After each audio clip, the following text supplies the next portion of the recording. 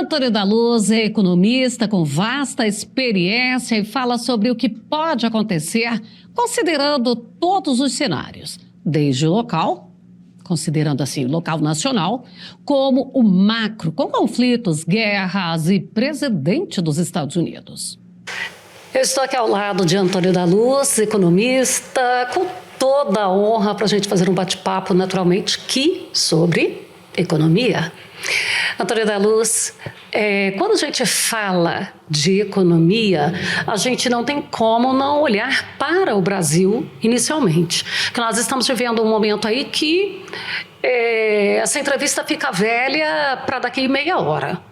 Porque o governo, ele faz e desfaz em todos os momentos, ele está ali com um projeto de taxar o agro, daqui a pouco ele está com um projeto de importar alimentos, quando a gente fazia isso lá na década de 70, e não em pleno século XXI e na década de 20, já quase passando, porque nós já estamos em 2025. Como que você analisa hoje esta situação no Brasil?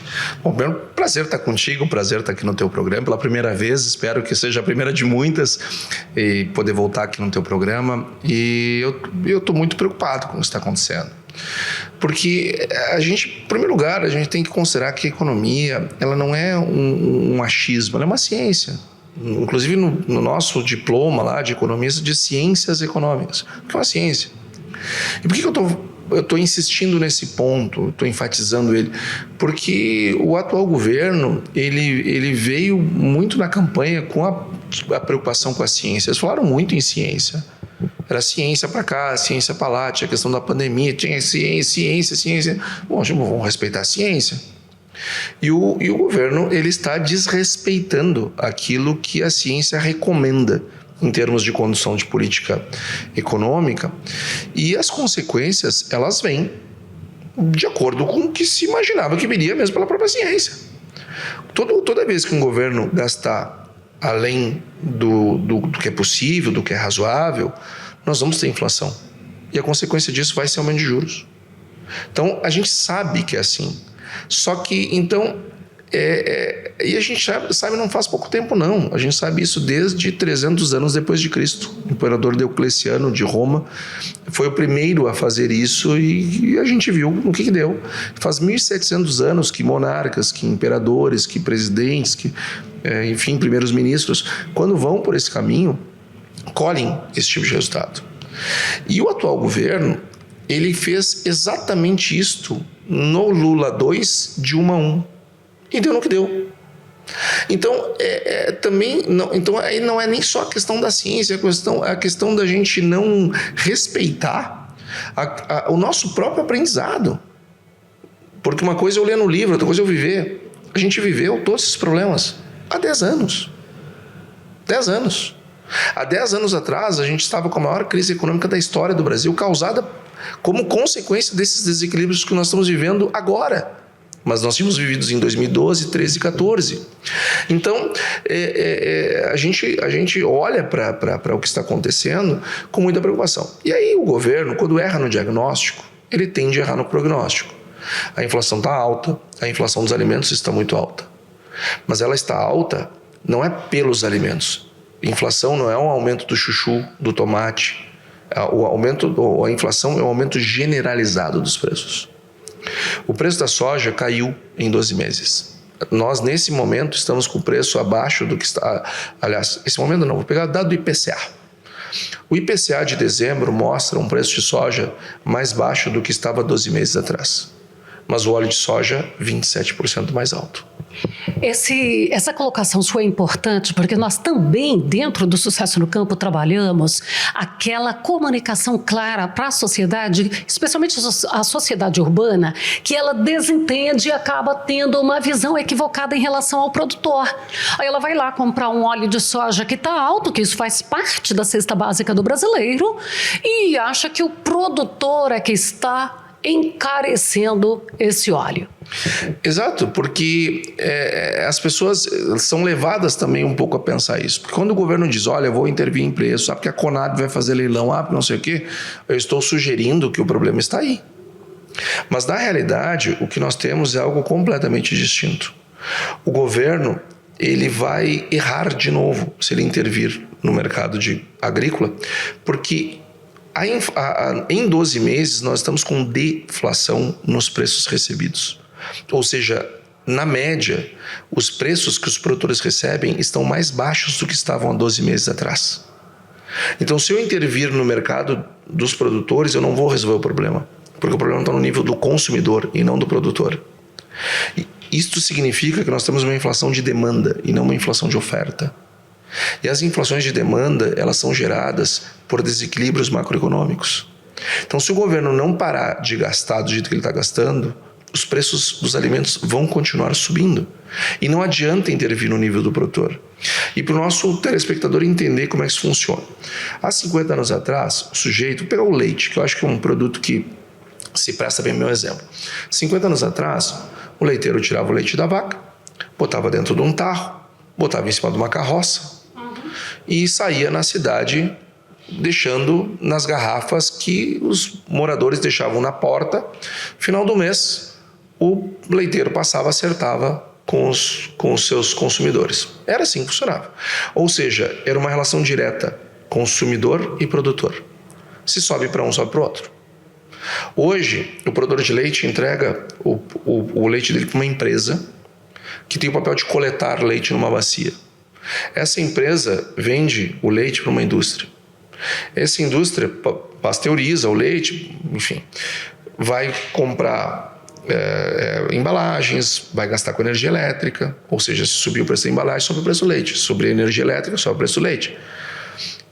E vai passar isso, se subir os salários, sobe o preço do leite.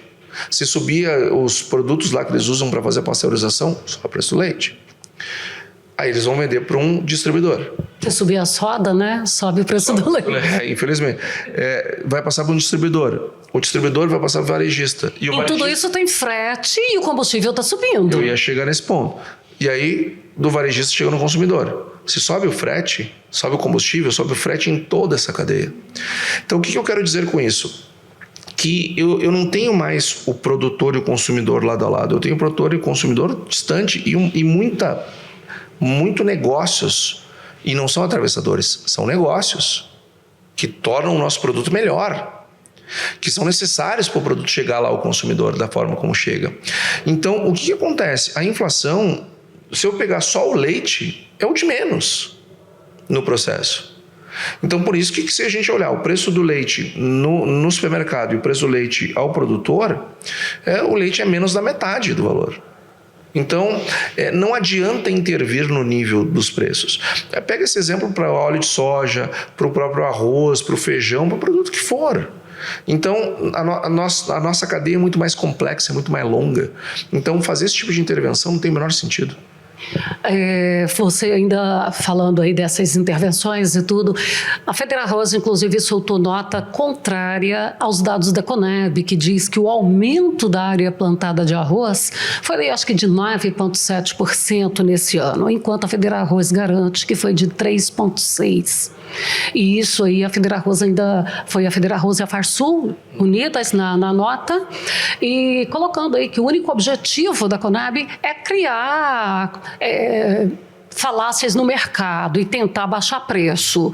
Essa é uma das articulações que normalmente estas instituições governamentais adotam. Olha, essa nota ela foi motivada tanto pela Farsul e FEDERARROZ, que são as signatárias, por conta, baseado nos dados do IRGA, que é o Instituto Rio Grandense do Arroz, que é um órgão que, diferente da Conab, que não vai a lugar nenhum fazer levantamento nenhum, porque hoje eu pedi para alguém levantar a mão que já tinha recebido na sua fazenda alguém da Conab. Em todo lugar que eu vou no Brasil, eu peço isso. E nunca um produtor levantou, não, na minha fazenda eles tiveram. Nunca. Diferente da Conab, o IRGA vai nas propriedades. Eles têm os núcleos regionais e escritórios em todos os municípios que produzem arroz, com técnicos que visitam as fazendas. Até porque eles têm um papel também de assistência técnica, enfim, de difusão de tecnologia. Então eles sabem o tamanho da safra, eles sabem o tamanho da área plantada. E a Conab estava errando feio a área plantada. E a gente fica se perguntando, isso é incompetência? Ou isto é uma intervenção branca? Porque se eu divulgo para o mercado uma produção maior do que ela de fato é, eu tenho uma tendência de queda dos preços. Então eu derrubo o preço sem gastar um centavo, só dando uma informação errada. Só que lá na frente isso volta, porque depois a realidade aparece. Acontece que a gente não sabe se essa é a intenção da Conab, se é incompetência ou se é má fé. Mas diante daqueles absurdos que nós vimos no ano passado, para o nosso consumidor, nosso produtor, nosso telespectador lembrar, o governo ele queria comprar arroz da Ásia, que é um produto bem diferente do nosso, uma qualidade que o brasileiro não consome. O nosso arroz que vai para a produção de PET é melhor do que o arroz que vem da Ásia. E eu não estou falando de maneira metafórica, eu estou falando de maneira literal. O arroz que nós mandamos para a produção de ração PET, arroz brasileiro, é melhor do que aquele arroz. Além do mais, aquele arroz era fabricado, produzido com defensivos que são proibidos no Brasil e alguns outros que não são permitidos, porque tem proibição e não e permissão. E o governo queria comprar esse arroz com dinheiro público, vender no supermercado, entregar para o supermercadista abaixo do que ele comprou, ou seja, subsidiar, para que o supermercado vendesse abaixo do custo de produção nosso. Com o preço tabelado. Com o preço tabelado e com o logotipo do governo na embalagem. Ou seja, o que é? Baixou o Sarney? Não baixou. Parecendo que o governo agora é produtor de arroz? É importador, né? Virou um trader de arroz. Então, segundo o presidente Lula, quando cancelaram os leilões, disse, não, nós vamos cancelar porque tem falcatrua. Eu não sei se tinha falcatrua ou não tinha falcatrua. As empresas eram muito estranhas, tinham indícios muito estranhos. Mas eu não sei se tinha falcatrua. Mas se o presidente Lula disse, não sou eu quem vou discutir, porque desse assunto ele entende bem mais do que eu, né? Afinal de contas, ele é presidente da República 3 vezes, já passou por vários processos, foi condenado em 3 instâncias. Então esse é um assunto que ele me leva a larga vantagem, eu não tenho nenhum conhecimento do tema. Mas ele disse, não sou eu que vou duvidar.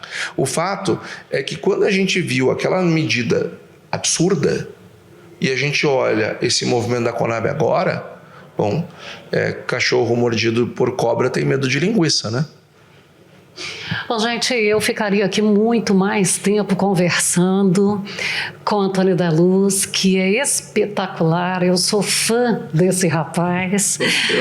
Agora, e você acredita, só para a gente finalizar rapidinho aqui, você acredita que vai ter alguma mudança de corte de gastos para melhorar a economia em 2025-6? Olha, ou nós vamos fazer um ajuste por corte de gastos ou nós vamos fazer um ajuste por inflação.